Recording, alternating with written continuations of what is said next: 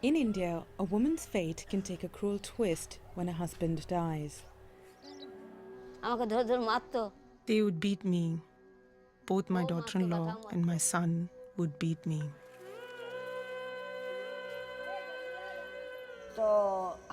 My brother-in-law tried to rape me, but I fought back. I got him beaten up. Ostracised and abandoned, many widows are forced to leave their homes and live their lives in penance. Widows could die in... They are called witches, and because they own land, the land mafia give them trouble. I strongly feel a lot needs doing for them. In a country where remarriage is shunned upon, many of the women flee to the holy city of Vrindavan, where they battle poverty and isolation. I'm not a beggar. I will never ask for anything. I will die hungry, but I will never beg for food. But now some advocates are fighting back, demanding a better life for the women scorned and left alone. My work for these widows will continue until my last breath. I believe if you hold someone's hand, you should never leave it. I'm SUPRIYA SOBTI.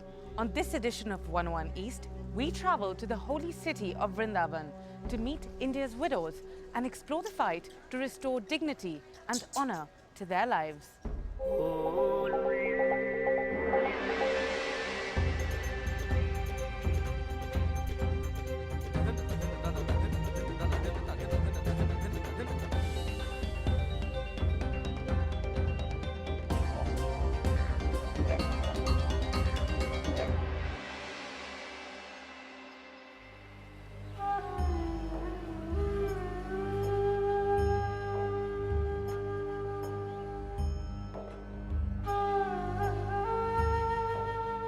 Ancient Hindu tradition dictates that a widow must throw herself on her husband's funeral pyre so that she can join his soul in death.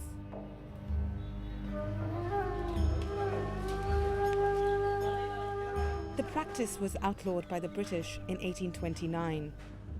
Yet, the long-held belief that a woman's fate is intertwined with that of a husband continues in many parts of India today.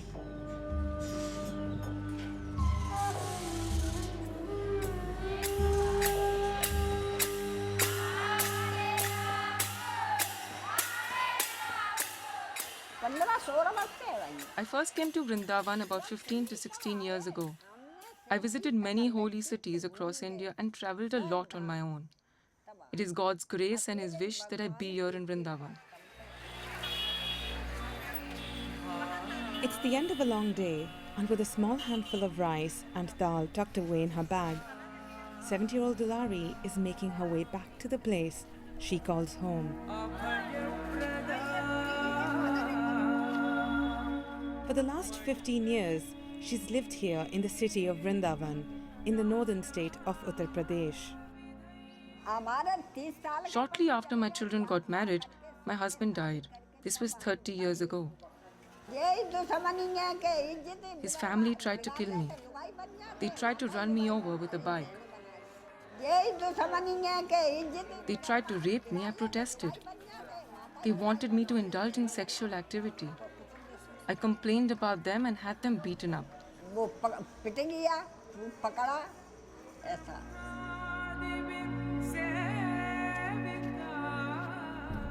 Dulari managed to escape, finding refuge in Vrindavan. But once the sun sets in this holy city, women like her are left to face the shadows. No, I'm not scared. I have a stick and a knife that I keep with me at all times. Have you not seen my knife? I'm not lying to you. I use it to protect myself from the thieves. There are many of them around. I need to make sure no one robs me of my money. Dulari is vulnerable. Her bed is a rug that she lays out in the center of the temple square. But she's not alone. Almost a third of widows in Vrindavan live out in the open under the watchful eyes of the deities. Despite the difficult conditions here, it's often better than what many widows face at home.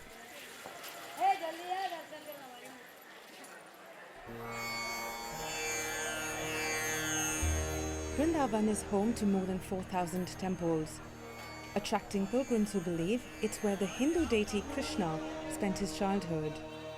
This place is also a magnet for India's widows, who flock to the city of shrines in the thousands, seeking refuge. In Hindu teachings, living in the land of Lord Krishna brings moksha, or salvation. For a day of chanting, the widows receive less than 20 cents and a hot meal. It's enough to entice many to turn up at 7 a.m. every day. With no family to rely on, they seek solace in God.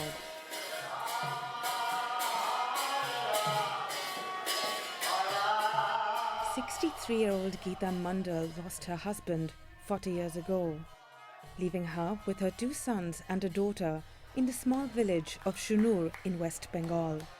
She says as her children grew up and married, she was no longer needed.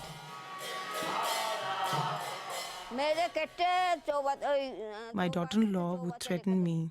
When my son would go out to work, she would tell me that she would beat me up, cut me into pieces, and throw my body parts into the water tank.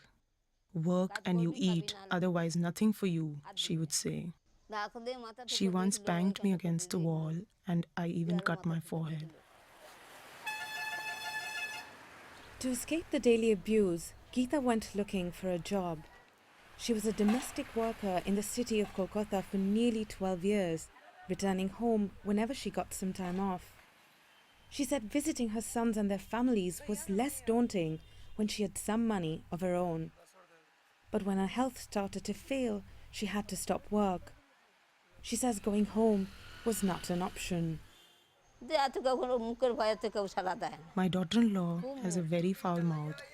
No one dares to go near her because she's very abusive and hot-headed. I couldn't take it anymore. I left. I wanted a way out. I even contemplated suicide. I just wanted to go away.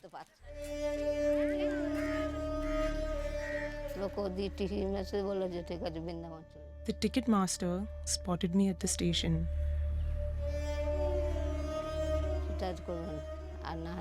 He suggested I go to Vrindavan.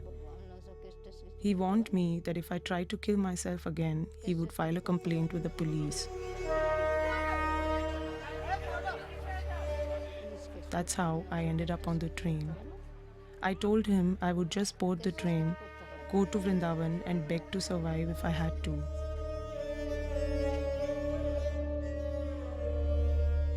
I had to choose between devotion and death. I had made up my mind, either Lord Krishna would save me or I would just kill myself. That's what I was thinking. I knew whatever the outcome, I would never go back home. Even in modern India, it is marriage that gives social status to a woman. Geeta tells me that although she has found refuge in a government-run care home for widows, she still misses what she once had. Had my husband been alive, I would have been better off. He would have looked after me. At least he would have fed me well. Everything changed when he died. I stopped oiling my hair. I had to stop wearing my bangles and my colored saris. My mother instructed me to chop my hair and throw everything away. But it wasn't all that she lost. I brought up my kids as my jewels, my assets, my everything. But today, they refuse to give me one meal a day. Would anyone want to live a life like that? I don't. I don't have it in me to live anymore. I'm pained with how this has turned out.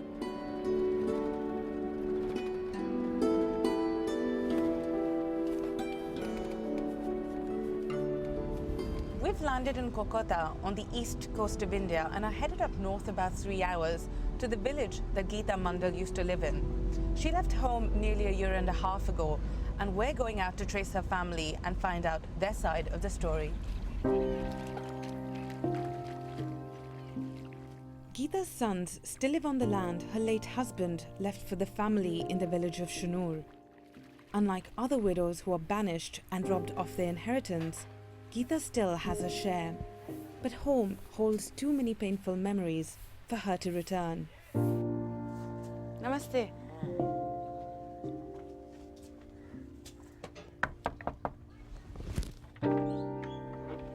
Namaste. তুমি গীতা মন্ডলের ছেলে? হ্যাঁ, গীতা মন্ডল ছেলে মধুসূদন মন্ডল। আমি সুপ্রিয়া। হ্যাঁ। And then আসেন, ভেতরে আসুন।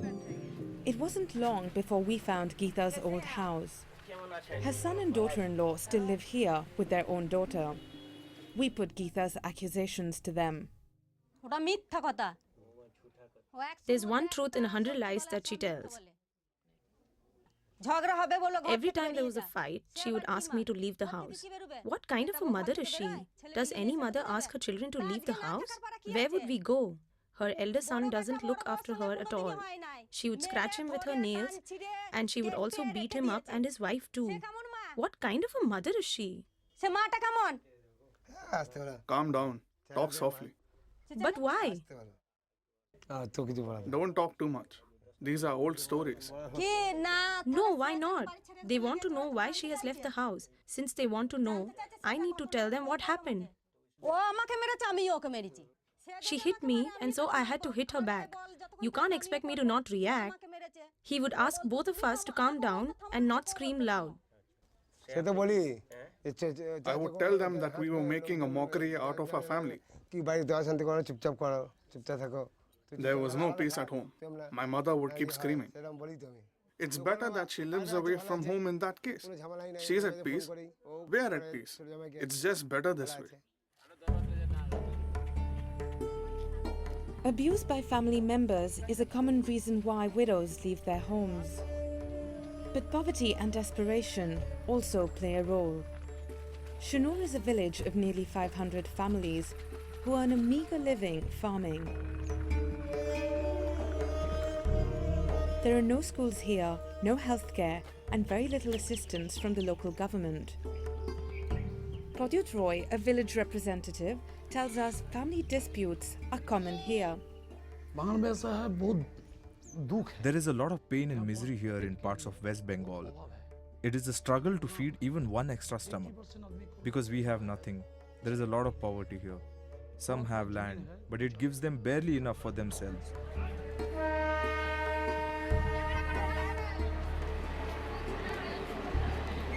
With no social status, support, or other options, increasing numbers of widows are journeying to Vrindavan, seeking refuge. In this holy city, local residents and pilgrims give widows food and money to gain spiritual merit, but provision for shelter remains low.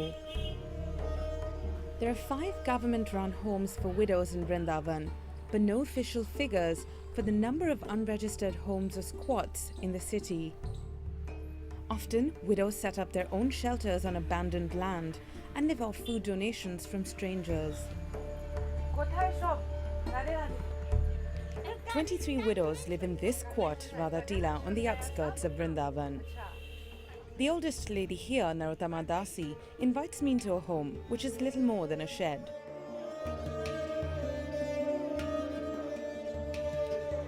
Now, we've just walked into this room, and if you have a look around, this is an all-in-one room where you can see literally everything. A kitchen, a bedroom, a living room, and a fireplace, all under this one roof. At 8 years old, the life of a widow is almost all Narottama has ever known. Married at the age of just 7 in Nepal, her husband died when she was 9. With no other options, her family sent her to India when she turned 18. Temporary settlements like these go unnoticed here because there's no official record of them.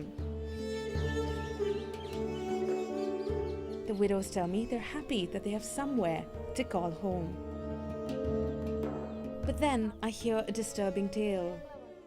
It appears, in death as in life, these women are treated as objects to be discarded. What can we do? We have to let the body go. The body is taken to the Yamuna river. And then? Someone takes the dead body and puts it into the river. If we don't have money, how can we cremate the body?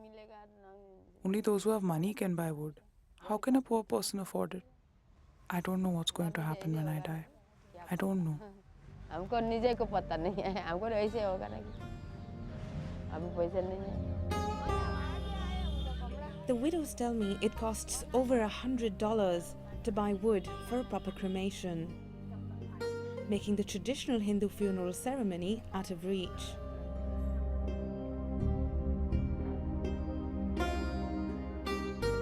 In January 2012, the Supreme Court of India expressed shock after discovering how the widows' bodies were being disposed. The findings from the District Legal Services Authority were on women under the government's care. According to local reports, the women's bodies were chopped into pieces, filled into jute bags and then disposed of here in the Yamuna River. On discovering the practice, the court and the public were outraged, blaming the government for not looking after the widows. A clean-up was in order. However, PRAKASH YADAV, the local government officer, denies any knowledge of the practice. While we are responsible for the cremation of the widows who live in government-run care homes, the district administration looks after those who live outside. No one's body is disposed of. Yadav says he is only responsible for the widows living in government-run care homes.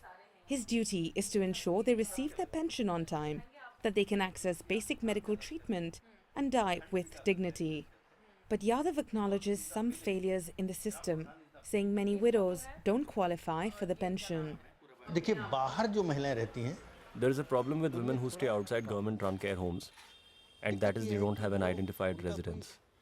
For instance, often when we go to cross-check if the widows live at the address mentioned on the application forms, we don't find them there.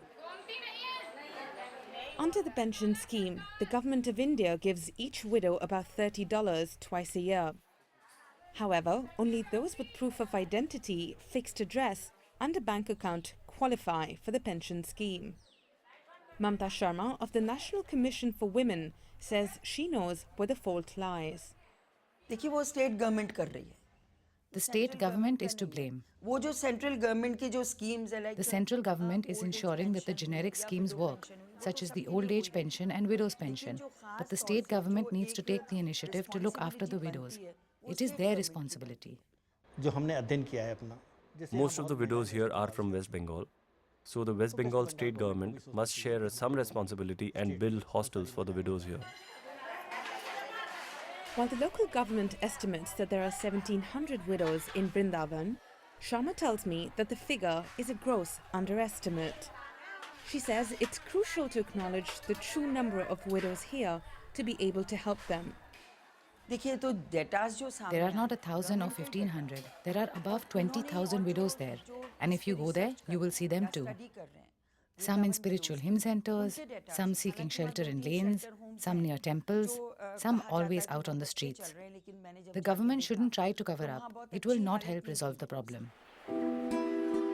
While the state and central government debate on whose responsibility it is to care for the widows, the Supreme Court has turned to a local hero for help.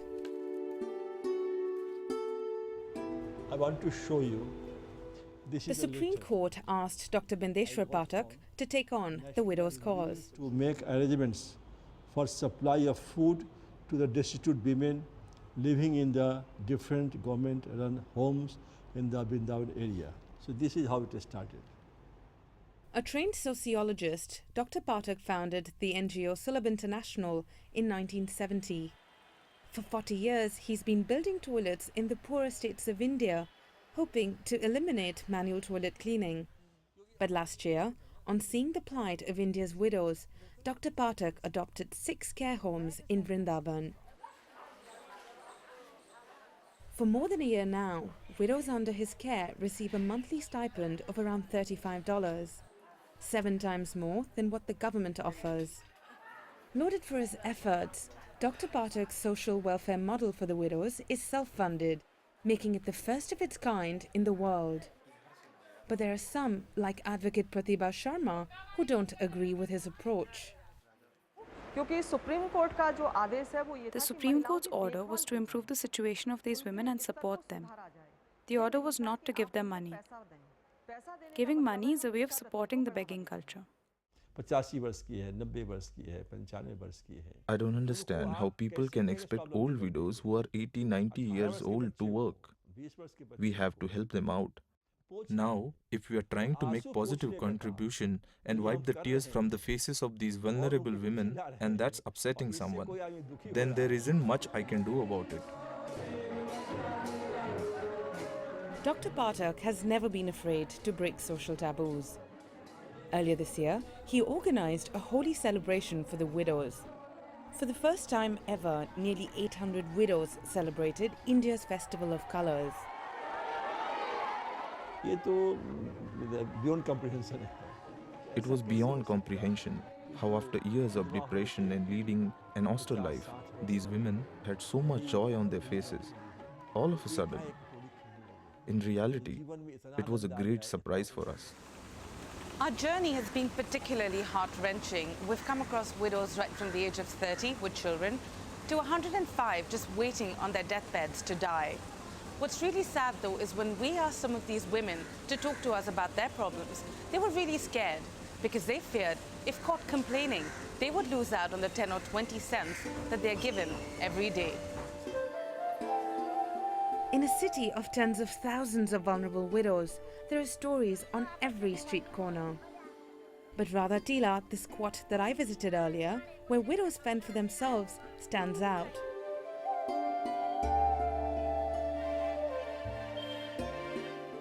I asked Dr. Pathak to come see it with me.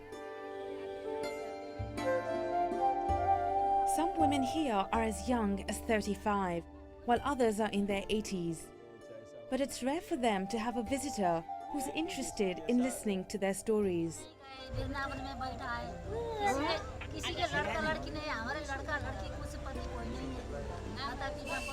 After spending time with the widows, Dr. Pathak makes an announcement. He will support Radha Tila, making it his 7th adopted care home. They'll now receive a monthly allowance, clothes and medical help. The widows break into an impromptu celebration. And also, they will be given facilities of, say, after death, the cremation, which is most important here. Because earlier, the dead bodies used to be chopped off and thrown the river Jamuna. So now, their dead body will be cremated with full honor, with Hindu rights and dignity. While the efforts of individuals like Dr. Pathak are beginning to provide relief for India's widows, the country still has to tackle the needs of a growing elderly population. And the key to this spiraling problem lies in the hands of India's next generation. तो वैसे हमारे culture में ये नहीं है. हमारा culture कुछ और कहता है. It is not in our culture to leave one's parents. According to Hindu tradition, parents need to be looked after well.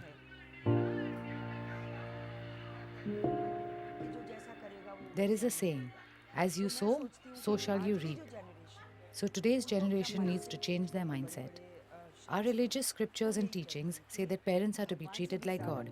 If we neglect parents, then there is nothing more unfortunate than that. तो मैं सोचती हूँ हमारे लिए इससे unfortunate part और कुछ नहीं है. With a population of 40 million widows in this patriarchal society, changing traditions remains India's greatest challenge. Until then, widows who are left behind will never feel empowered, only abandoned.